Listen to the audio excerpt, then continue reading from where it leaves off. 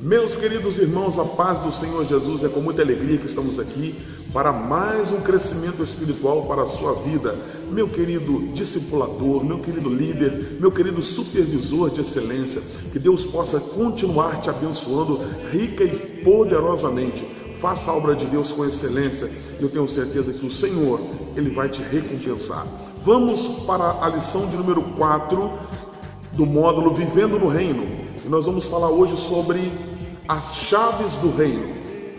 Ao concluir esta mensagem, você será capaz de escrever o versículo-chave de memória, identificar as chaves do reino, identificar as pessoas às quais as chaves foram dadas, reconhecer que o arrependimento do pecado é necessário para entrar no reino de Deus e compreender que o crescimento espiritual continuado é necessário para assegurar o seu acesso ao reino de Deus. O nosso versículo-chave se encontra em Mateus capítulo 16, versículo 19. Dar-te-ei as chaves do reino dos céus. O que ligares na terra terá sido ligado nos céus, e o que desligares na terra terá sido desligado nos céus. Um reino designado.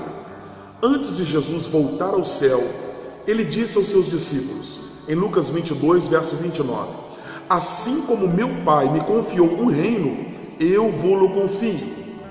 Jesus também falou que sua igreja local espalharia a mensagem do reino de Deus por todo o mundo. Mateus capítulo 16, o verso 18 ao 19. Também eu te digo que tu és Pedro, e sobre esta pedra edificarei a minha igreja, e as portas do inferno não prevalecerão contra ela.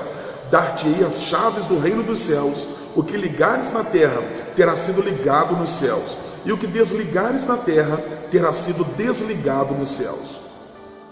Nesta passagem bíblica, Jesus revelou a Pedro que ele seria uma das pedras do fundamento espiritual da primeira igreja. Isto significava que ele seria uma parte vital de seu crescimento e desenvolvimento. O nome Pedro realmente significa uma pequena pedra. Jesus então disse a si mesmo: sobre esta rocha edificarei a minha igreja, indicando que a igreja derivaria uma existência dele. Jesus é a rocha sobre a qual a igreja local seria e foi construída. Haveria muitas outras pedras menores, pessoas como Pedro. Essas pedras seriam uma parte importante da igreja local do Senhor Jesus. Porém, o próprio Jesus seria a pedra angular sobre a qual a estrutura da igreja local seria construída. Jesus então fez dois comentários com respeito a esta igreja local.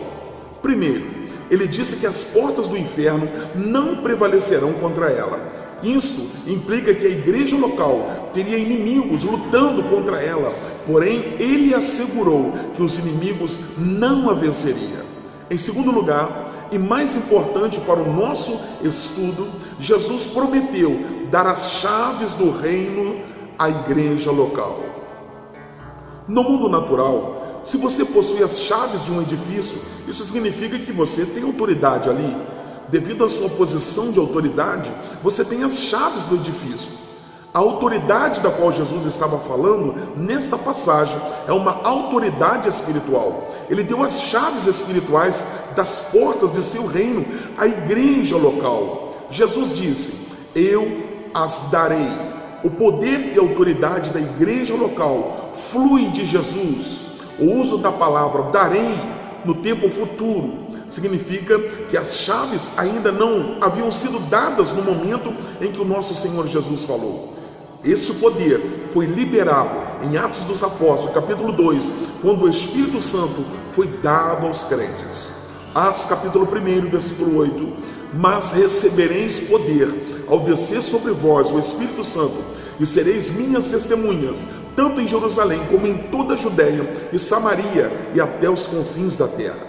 As chaves do reino são o poder para ligar, para atar e desligar, desatar.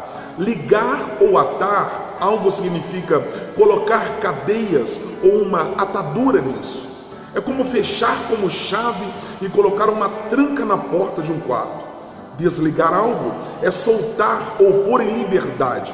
É semelhante a abrir a porta de um quarto. A igreja local teria uma posição de autoridade, teria as chaves do reino de Deus, seria um instrumento através do qual se abririam as portas espirituais do reino de Deus às nações do mundo. Pedro seria o primeiro a usar esta chave do reino de Deus. Ele abriria a porta para ministrar às nações gentílicas do mundo. A igreja local teria e tem o poder para desatar ou liberar as forças espirituais do bem e ligar ou atar as forças espirituais do mal. Em cada dificuldade enfrentada pelos cristãos, atar e desatar seria a chave para a vitória.